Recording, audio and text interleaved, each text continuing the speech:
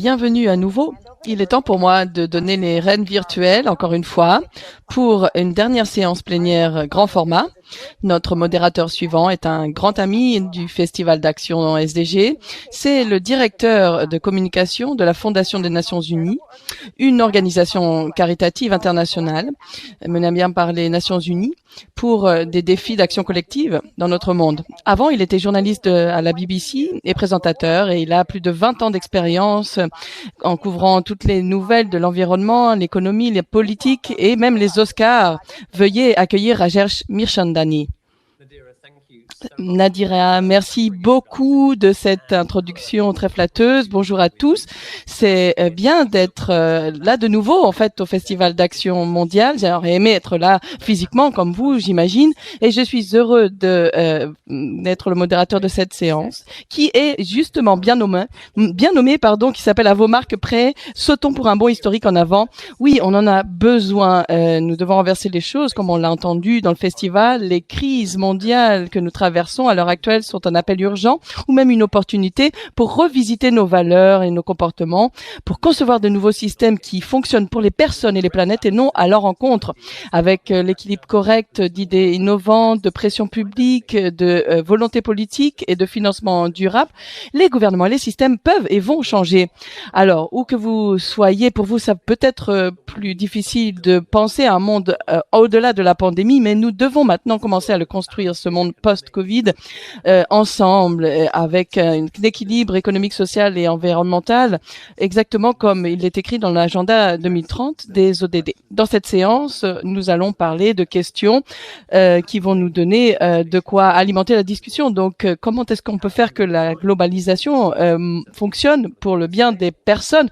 Comment on peut reconcevoir les systèmes politiques qui puissent connecter à grande échelle, et comment est-ce qu'on sait que l'on a réussi? Alors, on a un grand panel, on va les rencontrer.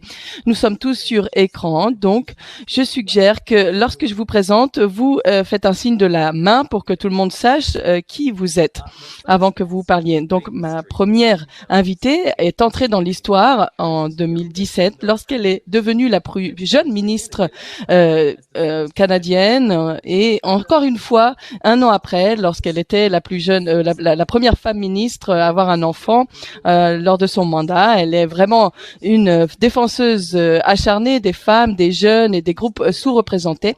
Elle est maintenant ministre du Développement international du Canada, et bienvenue donc Madame la ministre Karina Gould. Ensuite, avec nous, nous avons aussi Natasha Mwanza. Natasha est une défenseuse des jeunes, des femmes et de la santé de Zambie, et aussi une journaliste passionnée et activiste.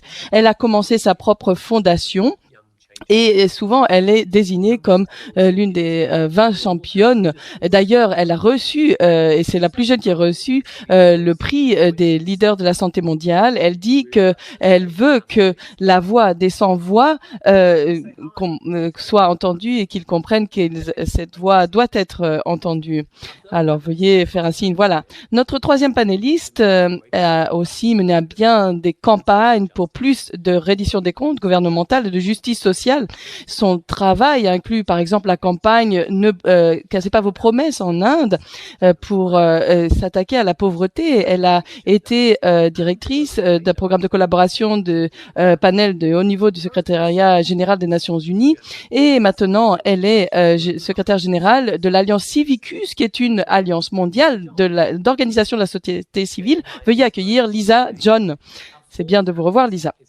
Notre quatrième panéliste est un philosophe, orateur, enseignant, militant et intellectuel. Il est un poète yoruba et auteur de 2 livres, dont This Was Beyond Our Offenses, Letters to My Daughter on Humanities, et aussi We Will Tell Our Own Story, The Lions of Africa Speak. Et donc, bienvenue à vous, Bayo Akomolafe. Et voilà, très bien. On a aussi un 5e orateur aujourd'hui, mais parce qu'il est malade, alors il va juste nous rejoindre pour un instant, et ensuite on va le laisser tranquille pour l'encourager à vraiment se détendre et récupérer. Alors, je vais vous parler un peu de lui. Il est un architecte renommé et urbaniste qui travaille à l'intersection de la politique et de l'urbanisme, entre les villes et la nature.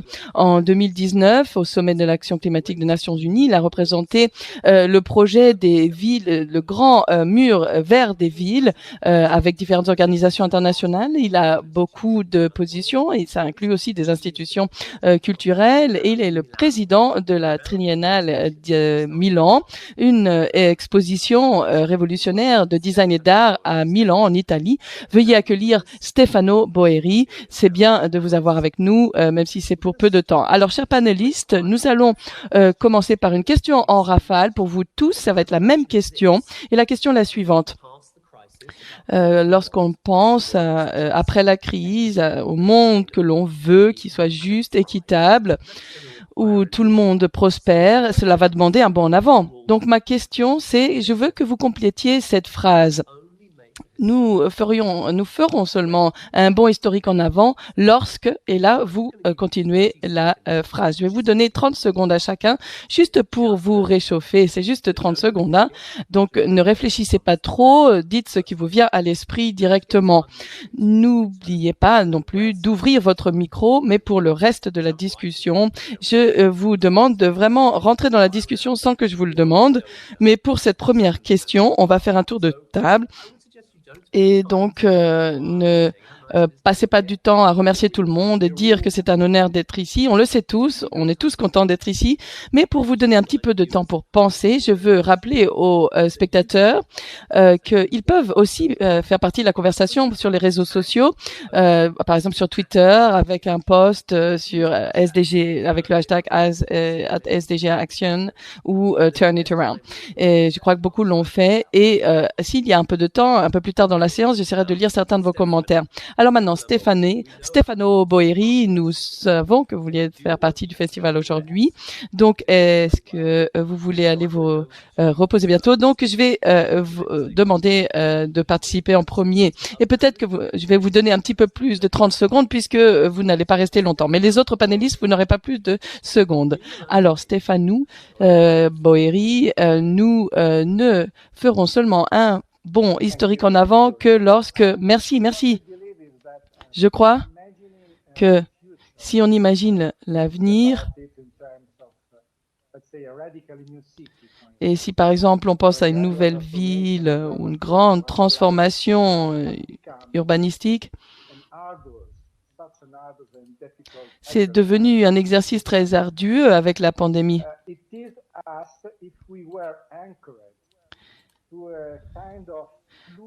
Il faudrait vraiment que si on regarde ce présent un petit peu misérable, il faudrait que chaque jour, nous pensions à ce qui est bon quand on est ensemble. Il faut que l'on réagisse. Nous devons ouvrir d'autres perspectives. Une planète avec des couloirs de biodiversité où les forêts et les villes coexistent, où il y a des communautés de vie et des archipels de vie. C'est un nouveau monde. Nous avons besoin de grandes révolutions, mais plutôt une accélération intelligente de tendances qui sont déjà en cours. Merci beaucoup. Stefano, merci beaucoup de vos réflexions. Je sais qu'il y aurait d'autres réflexions que vous auriez pu partager, mais je vais insister pour que vous alliez vous reposer maintenant. Nous voulons que vous récupériez. Merci beaucoup, Stefano. Alors, Karina Gould, Madame la Ministre, est-ce que je peux vous appeler Karina? J'apprécie, merci. Alors, je viens vous voir. Je commence la phrase. Nous ferons seulement un bond historique en avant lorsque... N'oubliez pas d'ouvrir votre micro. Oui, merci. Oui, je suis canadienne, donc on n'a pas besoin de toutes les formalités. Ça va pour moi. Alors, je crois que pour moi, si j'y réfléchis, je pense à reconnaître et vouloir faire face aux pouvoirs et aux équilibres que l'on a dans le monde. Une des leçons que l'on a vues très clairement avec la pandémie comme une loupe, c'est où sont les pouvoirs et comment pendant trop longtemps on a vraiment pas voulu voir les choses, on a mis tout ça sur le tapis et lorsqu'on parle d'égalité des genres, ou par exemple la charge du travail de soins qui est souvent repris par les femmes. Et c'est vraiment un domaine dans lequel il faut qu'on réfléchisse, qu'on fasse des choses, qui a accès au pouvoir, au marché, aux ressources, et est-ce que tout est distribué de manière équitable? Ça, il faut le réimaginer et reconnaître en fait que on sera mieux lorsqu'on partagera cet accès de pouvoir de manière plus équitable. Très bien, merci Karina. Je suis impressionnée par le temps imparti que vous avez gardé. Ensuite, Natacha, on va faire seulement un bond historique en avant lorsque tout chez moi a envie de dire, lorsque on implique de manière vraiment active les jeunes dans toutes les décisions que l'on fait, mais on va vraiment faire ce grand pas en avant lorsqu'on sera tous plus responsables avec des redditions de comptes. Lorsque on doit rendre des comptes, on se rend compte que toutes les actions que l'on prend, est-ce que je suis en train d'aider de quelqu'un ou est-ce que je suis au contraire en train de mettre des bâtons dans les roues. Donc, dans ce cas-là, on peut aussi se mettre dans les chaussures de quelqu'un et dans la peau de quelqu'un. Je dirais qu'il faudrait parler de reddition des comptes. Vraiment, on ne fera pas de progrès si on n'a pas de responsabilisation. Donc, on est jeune, c'est bien, mais il faut commencer avec la responsabilisation. C'est ce qu'il faut faire plus. Une des grandes choses qui va nous aider à faire des progrès et à aller vraiment dans la bonne voie. Merci. Merci Lisa, à vous, Lisa John. On va seulement faire un grand pont historique en avant lorsque on apprendra de notre passé et que l'on reconnaît qu'un réseau bien de société civile avec beaucoup de ressources est bien formé, peut avancer. Il n'y a pas eu un seul moment dans l'histoire de l'humanité où le changement transformateur n'est pas arrivé grâce à des actions collectives. Et donc, s'il y a des gouvernements qui repoussent les protestations des personnes ou des pouvoirs des citoyens, c'est vraiment nier la manière dont la société humaine a évolué. Ce leadership féministe, par exemple, qui nous a permis de s'engager sur le terrain et de co-créer de nouvelles réalités, par exemple. Oui, il y a beaucoup d'idées qui viennent de ce que vous dites, Bayo, comme on l'a fait. À vous, finissez la phrase. Alors, moi, j'ai un proverbe chez les Yoruba. Si vous voulez trouver votre voie, il faut accepter d'être perdu. Et j'aime ce proverbe puisque cela me remet en question la direction de avant. Ça a toujours été cet impératif d'aller vers l'avant. Cela a hanté des communautés pendant longtemps. Et moi, je dirais que à ce moment-là, notre anthropocentricité est remise en question par la planète. Dans cette ère de l'anthropocène, on est en train de perdre notre voix. Oui, les panélistes, vous avez vraiment de très bonnes idées, très bonne réflexion, alors qu'on est vendredi après-midi ou vendredi soir en fonction de là où vous êtes. Donc, on va aller un peu plus en profondeur maintenant. Karina Gould, je vais commencer avec vous. Alors, si on garde ce terme de faire un bond historique en avant, vous avez parlé par le passé de gouvernance sociale et je voudrais savoir comment vous pensez que la gouvernance sociale déjà, qu'est-ce que vous voulez dire par gouvernance sociale et comment la gouvernance sociale et l'action climatique peut nous faire avancer de la manière dont vous avez suggéré. Merci Rajesh. Je suis heureuse que vous me donniez la parole encore à nouveau et je ne savais pas que ça allait être moi. En tout cas, la gouvernance sociale, c'est s'assurer que les gouvernements fonctionnent pour les personnes, répondent aux personnes et sont inclusifs et Et pour reprendre ce qu'ont dit d'autres panélistes, dont Natacha sur la reddition des comptes, sur nos actions vis-à-vis du gouvernement, je pense vraiment que les gouvernements peuvent être une force du bien dans la vie des gens, mais seulement s'ils écoutent et travaillent avec les personnes pour lesquelles ils sont là. Et donc, comme Lisa le disait aussi sur l'importance d'avoir une société civile vivante, forte, active, qui travaille avec et amène le gouvernement à être mieux. Et le gouvernement s'engage aussi à sa manière avec la société civile. Et c'est donc une partie intégrante de ce mouvement d'inclusion. Donc, ces programmes d'inclusion que les gouvernements doivent fournir aux citoyens et ce que disait Bayo aussi, reconnaître que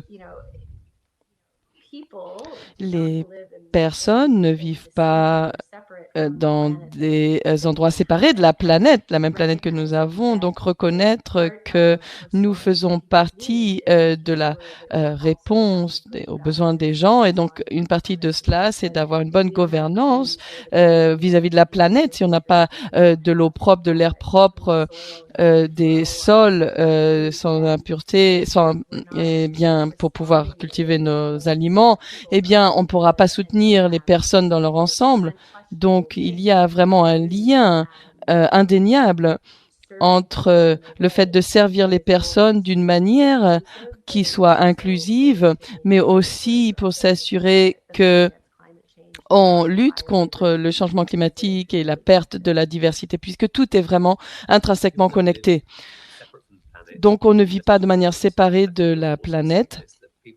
Et vous dites que les gens ne vivent pas de manière séparée leur action, donc cette responsabilité d'action. Donc, Natacha, je vais passer à vous. Ensuite, vous avez parlé beaucoup de l'implication des jeunes, notamment des femmes et des filles dans les décisions qui les importent. Est-ce que vous voyez que ce dialogue arrive et comment est-ce qu'on peut faire des progrès dans ce domaine? Alors, je pense que ce dialogue arrive de plus en plus. Beaucoup de personnes sont de plus en plus impliquées. D'abord aussi parce qu'elles l'exigent de plus en plus et c'est vraiment très bien car cela montre que nous sommes capables, nous reconnaissons que nous sommes capables, que nous avons des idées pour amener un changement que nous voulons voir. Donc, bien sûr, cela arrive de plus en plus, mais il faut que ce soit plus significatif, que cela ait plus d'impact.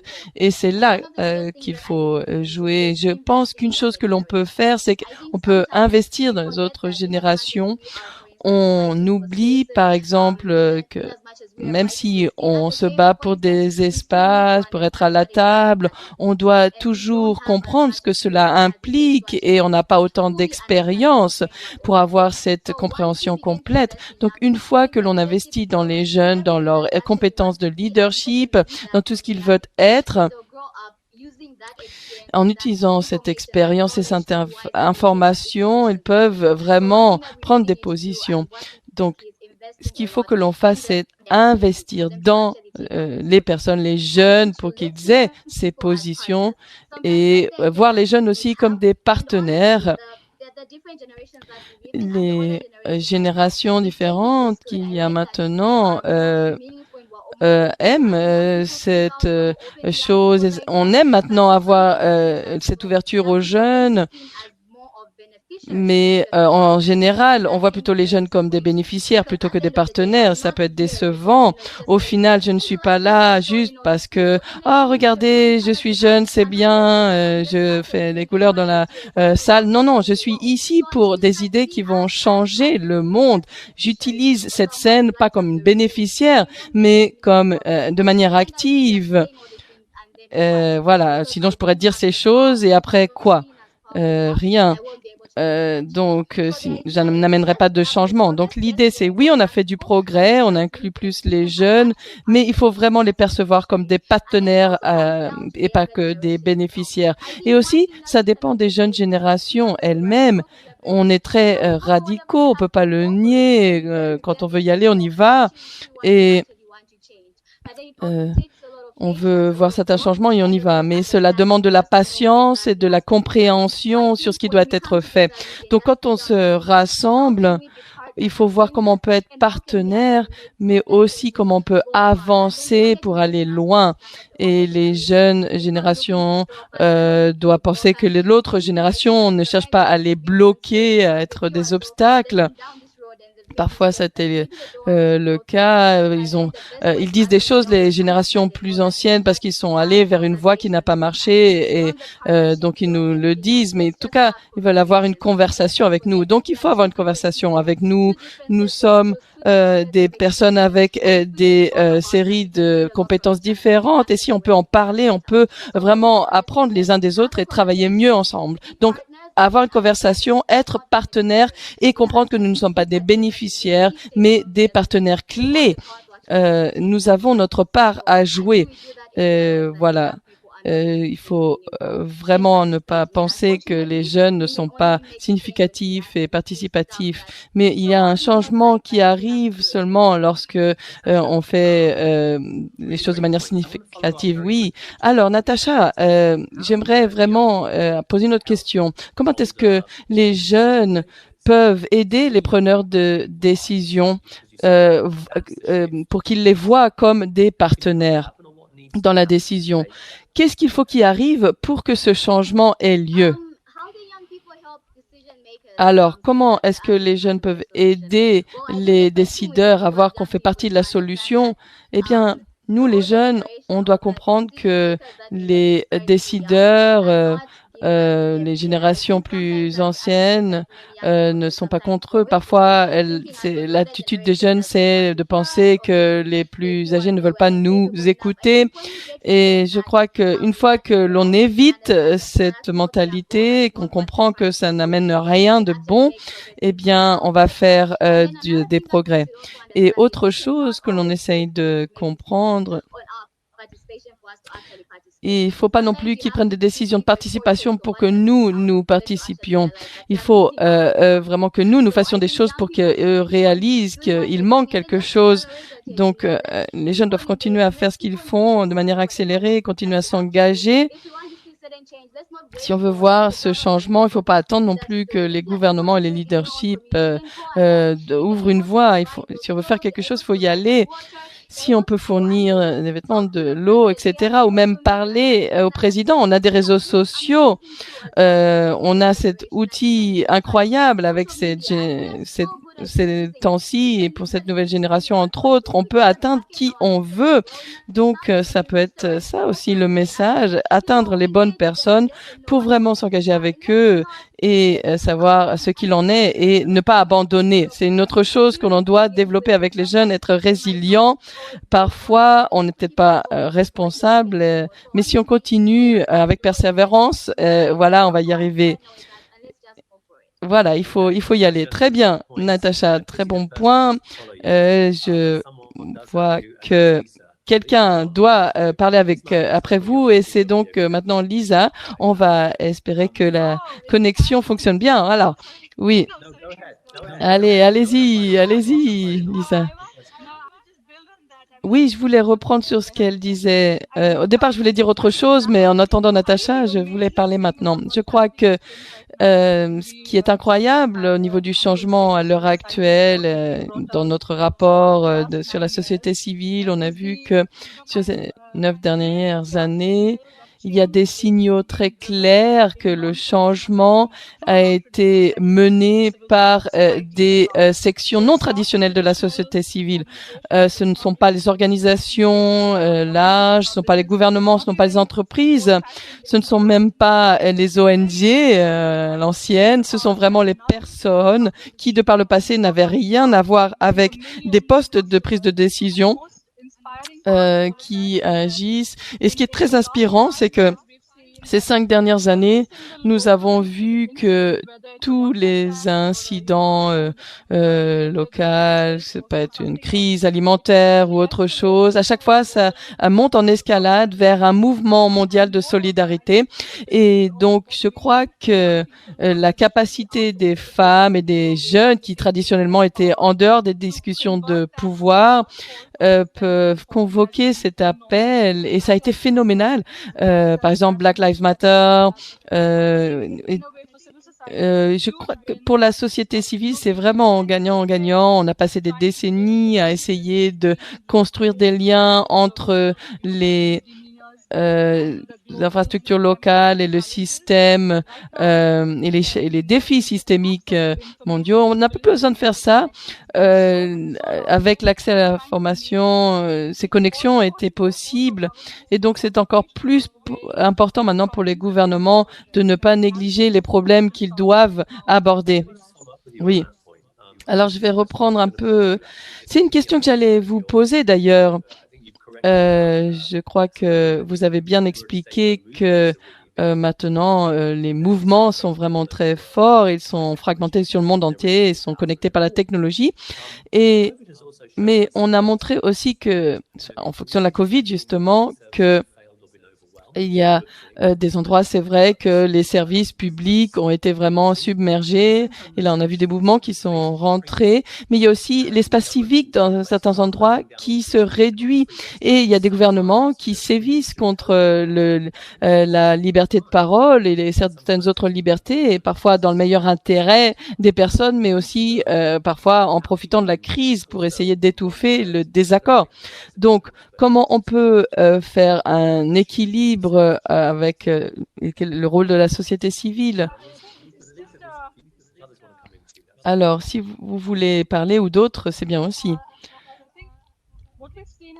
Ce que l'on a vu cette dernière année, c'est une contradiction complète où d'un autre côté, on a toute la diversité de la société civile, toutes ces actions qui vibrent, qui émergent et toutes ces réponses à la pandémie. Et d'un autre côté, vous aviez des gouvernements qui ont utilisé des lois d'urgence, des mesures d'urgence pour réprimer, restreindre et retrancher la société civile dans tous les aspects, pratiquement. Et donc,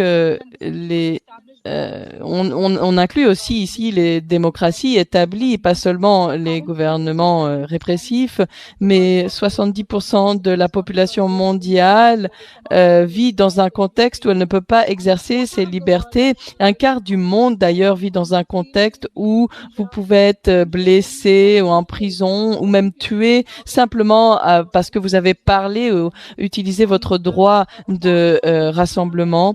Et donc, ces protestants,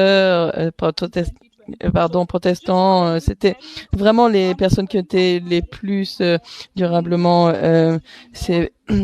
subi ces sévices. Et donc, nous avons besoin de plus de partenariats entre les gouvernements, les entreprises, les citoyens, mais d'un autre côté, il y a plus de lois qui ont été introduites l'année dernière pour réprimer l'action civile et les citoyens, plus que dans toute une décennie.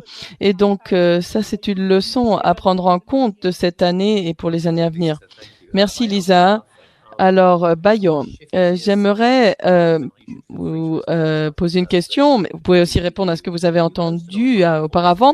Vous avez hébergé un cours en ligne chez vous en Inde et ça s'appelle « On va danser avec les montagnes ». Et je voudrais vraiment lire un peu le début de ce cours, cette description de cours. Je cite. Qu'est-ce qui changerait si on prenait en considération sérieusement le fait que le monde est vivant, que notre être provient d'un champ d'enchevêtrement en changement perpétuel non statique et que nous ne sommes pas le centre de l'univers? Je vais vous demander d'appliquer cela aux crises économiques et sociales causées par la pandémie et qui étaient exacerbées, exposées. Donc, comment est-ce qu'on peut construire un avenir plus durable?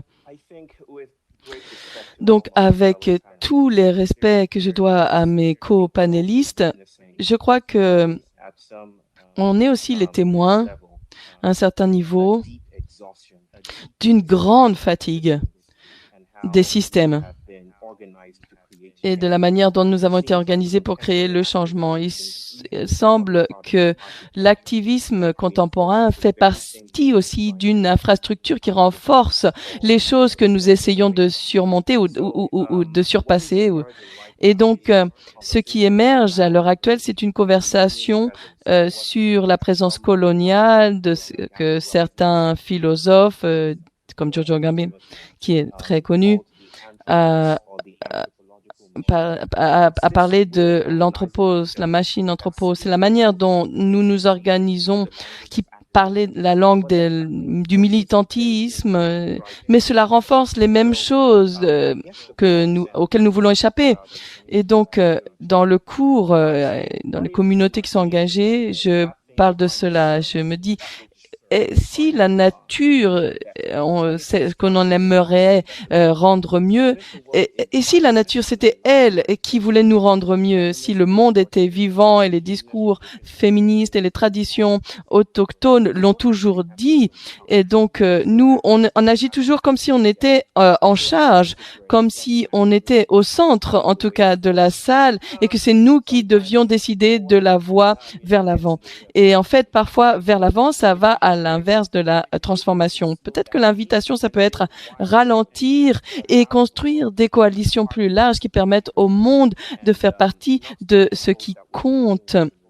Et ne pas supposer que nous sommes les seuls dans la salle et que le monde serait juste un récipiendaire passif. Moi, j'aime beaucoup cette idée de coalition large ou sauvage. Vous avez dit même sauvage. C'est très bien. Alors, j'aimerais aussi regarder et lire ce qui se passe sur les réseaux sociaux. Et les gens répondent à cette séance. Et donc, Natacha aussi.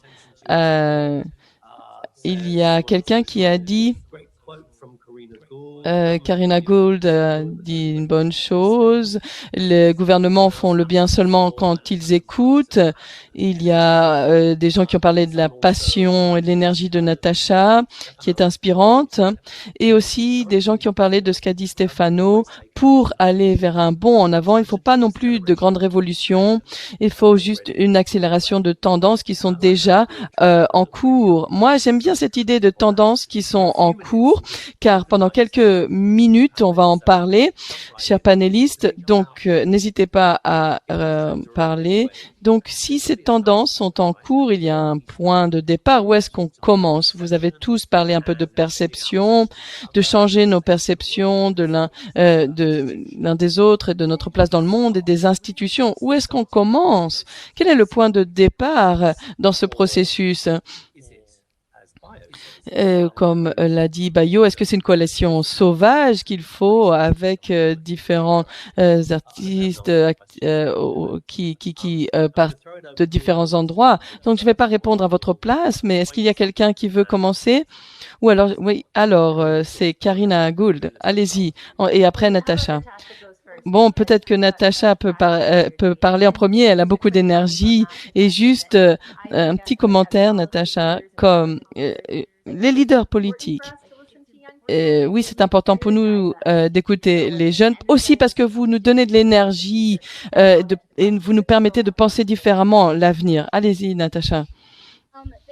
Merci, Karina. J'aime quand vous dites que nous sommes énergisés à réfléchir à l'avenir.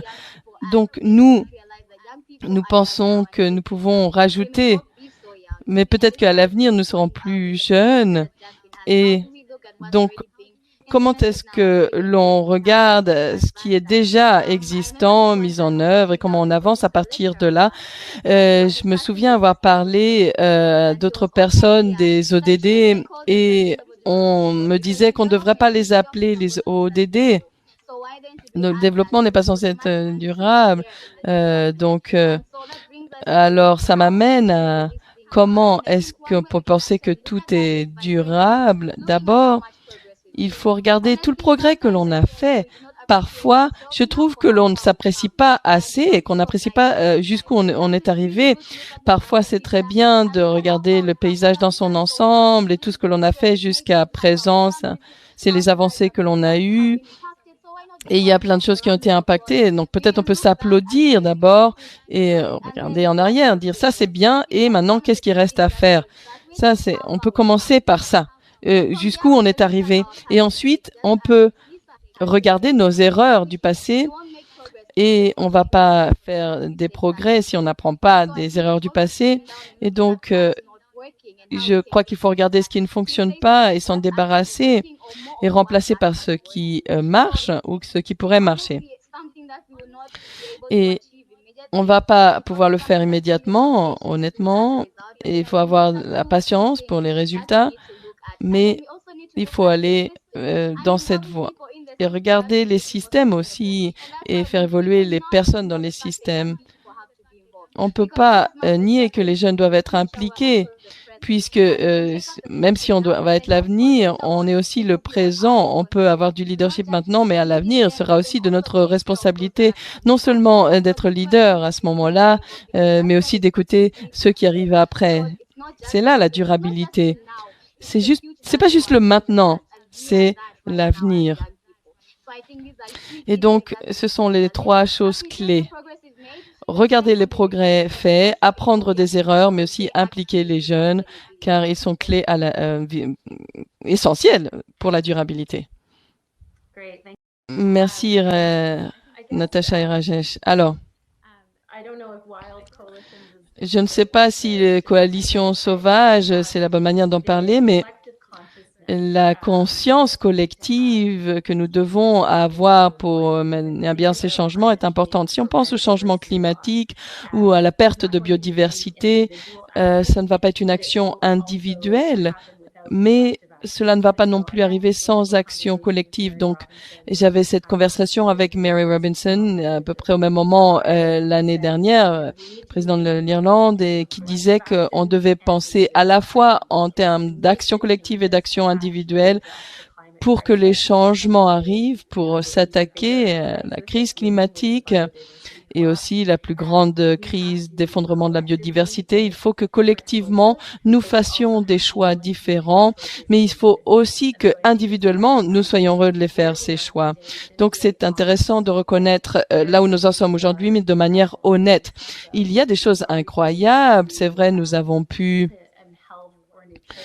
faire plein de choses en termes de santé, de nutrition, d'éducation. Nous avons eu de gains incroyables pour l'humanité dans son ensemble. On a pu aussi confirmer ce contrôle que l'humanité a cherché à avoir sur la nature depuis le début des temps, mais aussi il faut reconnaître que nos actions ont un impact et que nous ne pouvons pas opérer de manière isolée par rapport à ce qui se passe autour de nous.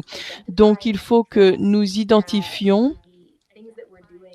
les choses que nous faisons qui portent préjudice à la planète et aussi à l'humanité au final.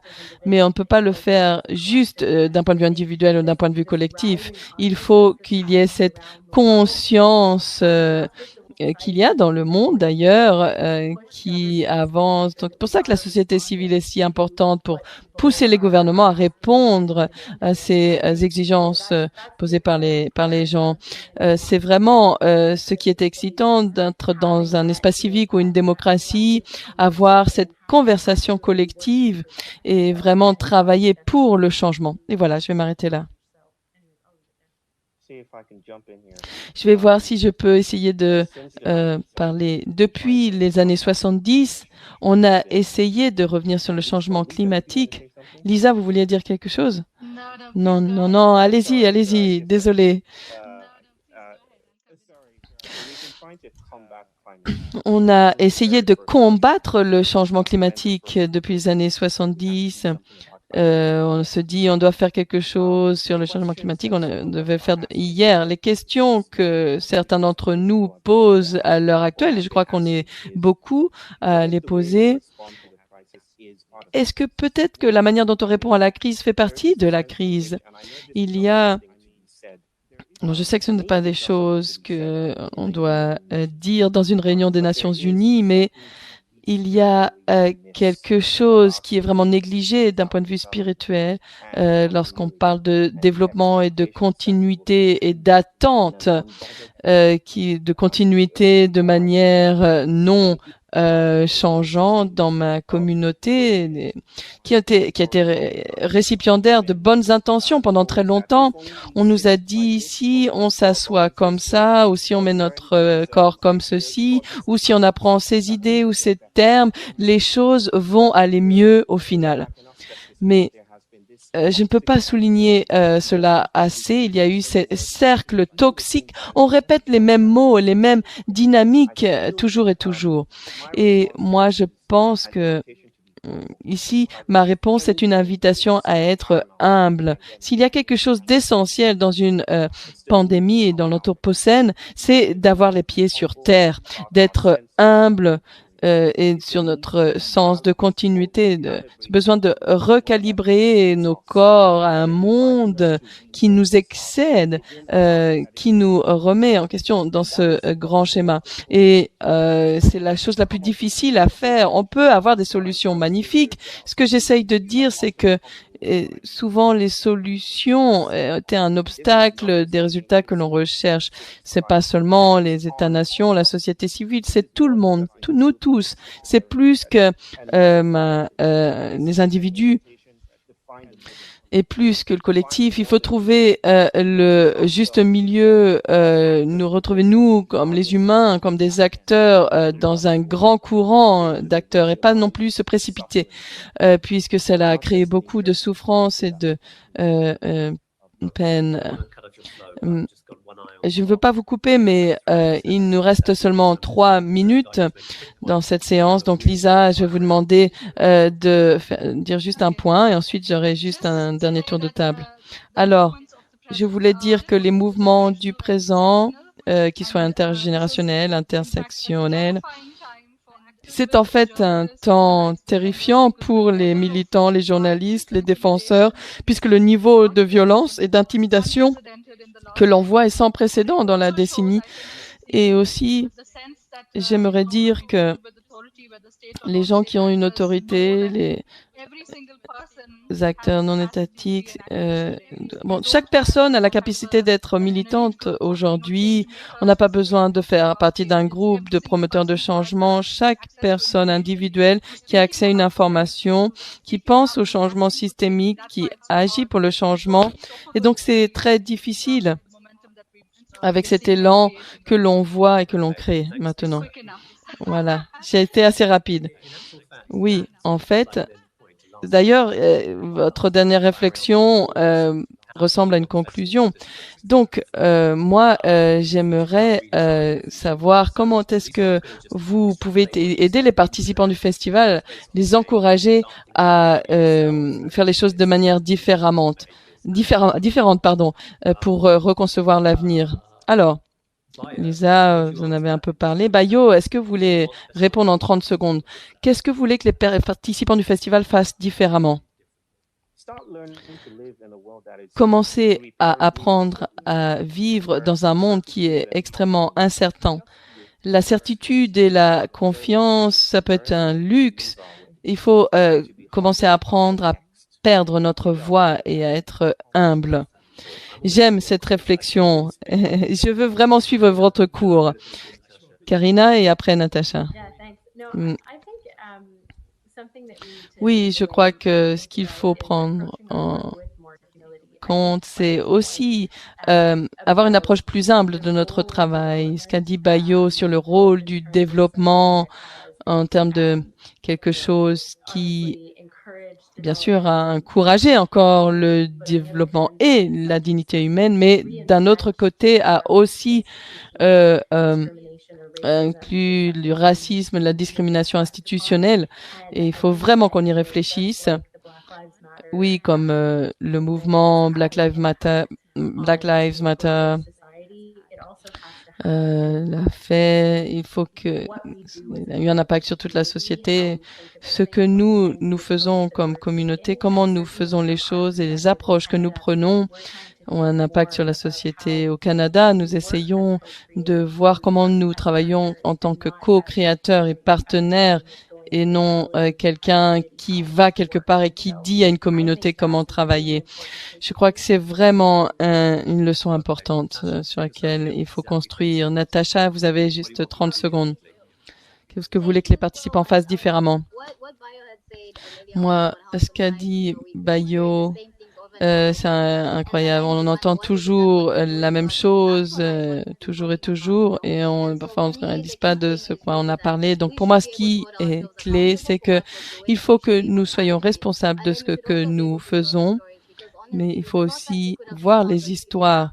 Il y a beaucoup d'histoires que l'on aurait manquées si on n'avait pas eu ce panel. Donc voilà, je crois que je n'ai plus le temps. Reddition des comptes et raconter les histoires. Avec les histoires, on inspire les personnes à faire des choses. Donc, ça a été vraiment aussi super d'être dans ce panel et merci à tous. Et super festival. Et voilà.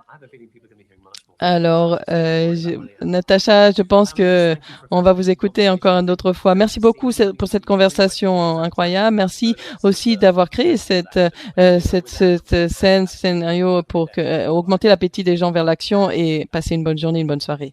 À bientôt.